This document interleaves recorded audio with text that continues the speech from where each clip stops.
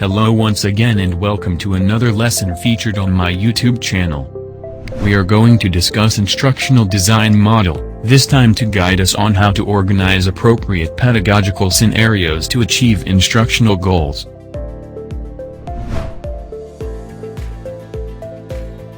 Instructional design can be defined as a practice of creating instructional experiences to help learning modes effectively.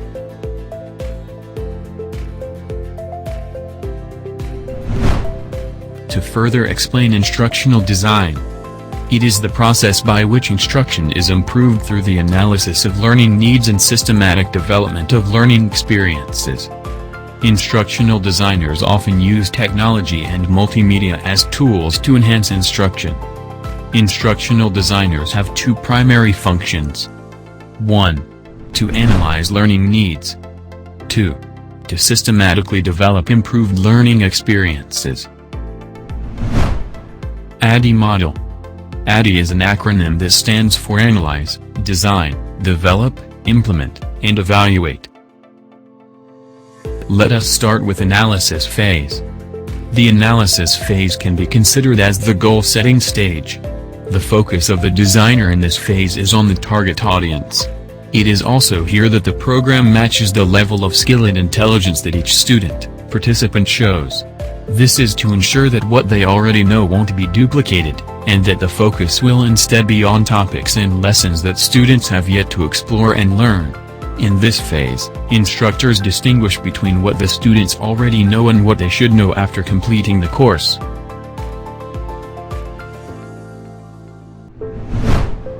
In the analysis phase, instructional problem is clarified, the instructional goals and objectives are established and the learning environment and learners' existing knowledge and skills are identified.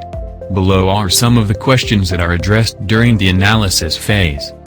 Who is the audience and their characteristics? Identify the new behavioral outcome. What types of learning constraints exist? What are the delivery options? What are the online pedagogical considerations? What is the timeline for project completion?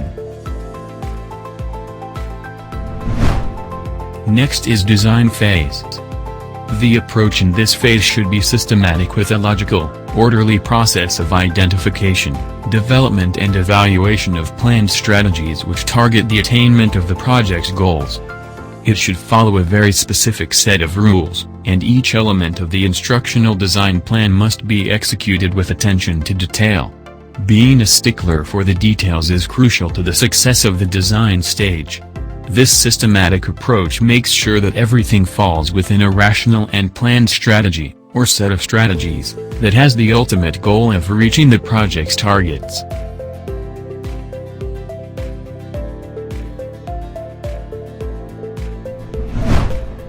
The design phase deals with learning objectives, assessment instruments, exercises, content, subject matter analysis, lesson planning and media selection. The design phase should be systematic and specific. Systematic means a logical, orderly method of identifying, developing and evaluating a set of planned strategies targeted for attaining the project's goals. Specific means each element of the instructional design plan needs to be executed with attention to details. During the design stage, the instruction designs need to determine 1. Different types of media to be used. Audio, video and graphics are prime examples. Are third-party resources going to be utilized or will the instructional designs create their own? Will you prepare the teaching learning material? 2. Various resources at hand required to complete the project. What are the available resources at your disposal for completing the project? 3. Level and types of activity to be generated during the study. Is it going to be collaborative, interactive or on a per-participant basis? 4. Seeing a teacher's style approach, how will you implement the parts of the project, that is behaviorist, constructivist, etc. 5. Time frame for each activity. How much time is to be assigned to each task, and how will learning be implemented, per lesson, chapter, module, etc. Do the topics require a linear progression in presentation, that is easy to difficult? 6. The different mental processes needed by the participants in order to meet the targets of the project. What are the prescribed cognitive skills for students to achieve the project's learning goals? 7. Knowledge and skill developed after each task. Do you have a way of determining that such values have indeed been achieved by the students? What is the method adopted by you to determine the acquisition of desired competencies by the students?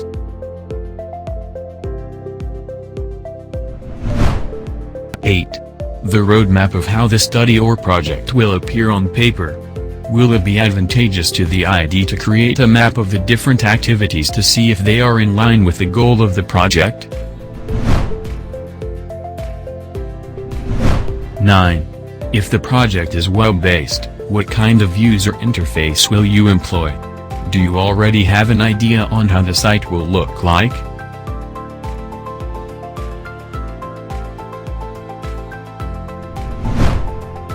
10.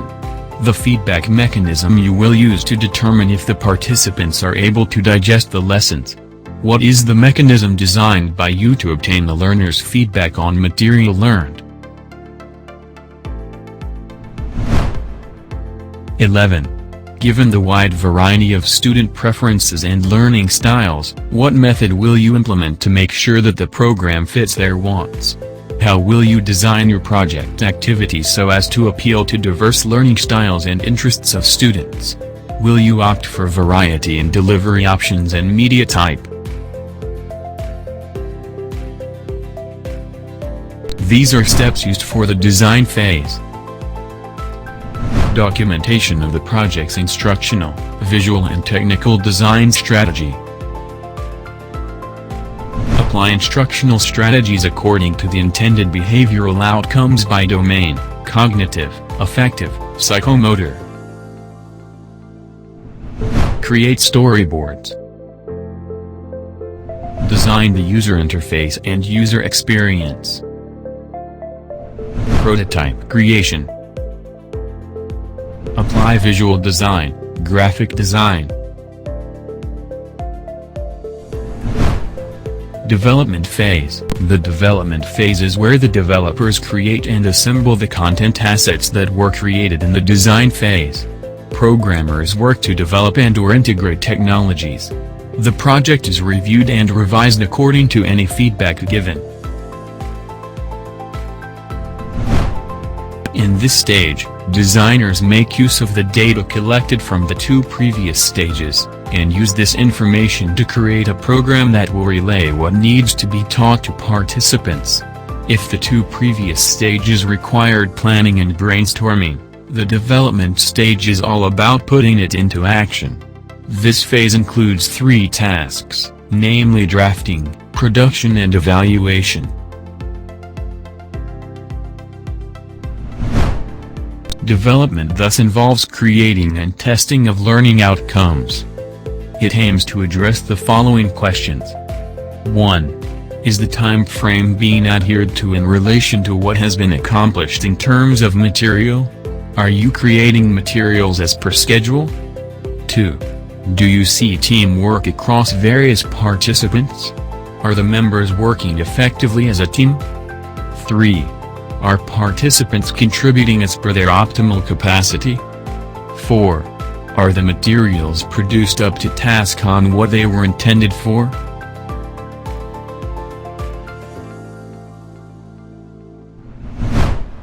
Next is implementation phase. The implementation stage reflects the continuous modification of the program to make sure maximum efficiency and positive results are obtained. Here is where instructional designs strive to redesign, update, and edit the course in order to ensure that it can be delivered effectively. Procedure is the key word here. Much of the real work is done here as instructional designs and students work hand in hand to train on new tools, so that the design can be continuously evaluated for further improvement.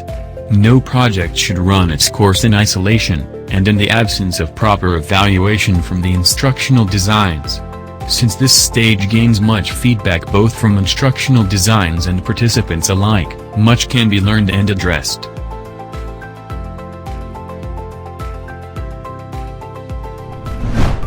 The last stage of the ADDIE method is evaluation. This is the stage in which the project is being subjected to meticulous final testing regarding the what, how, why, when of the things that were accomplished, or not accomplished, of the entire project.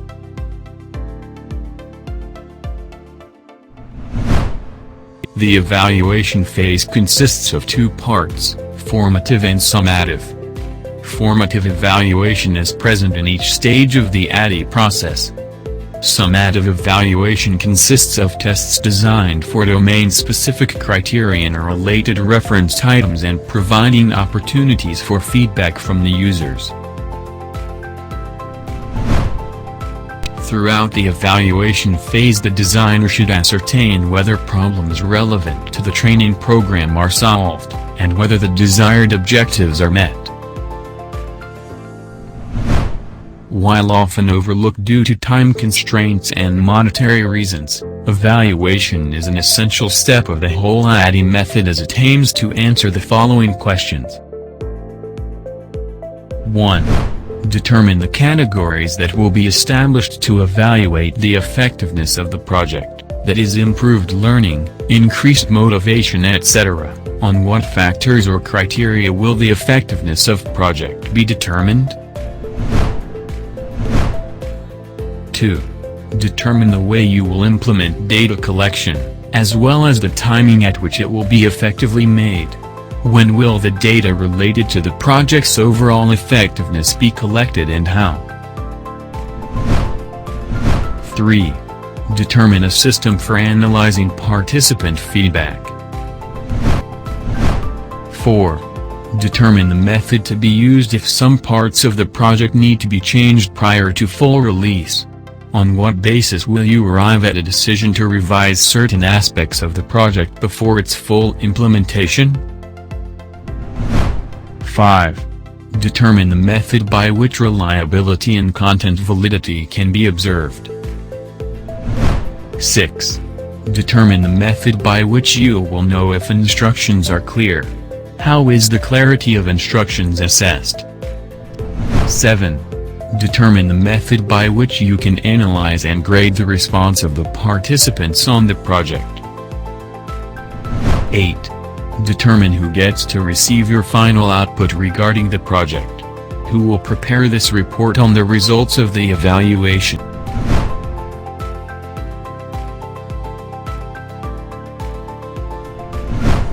That is our topic.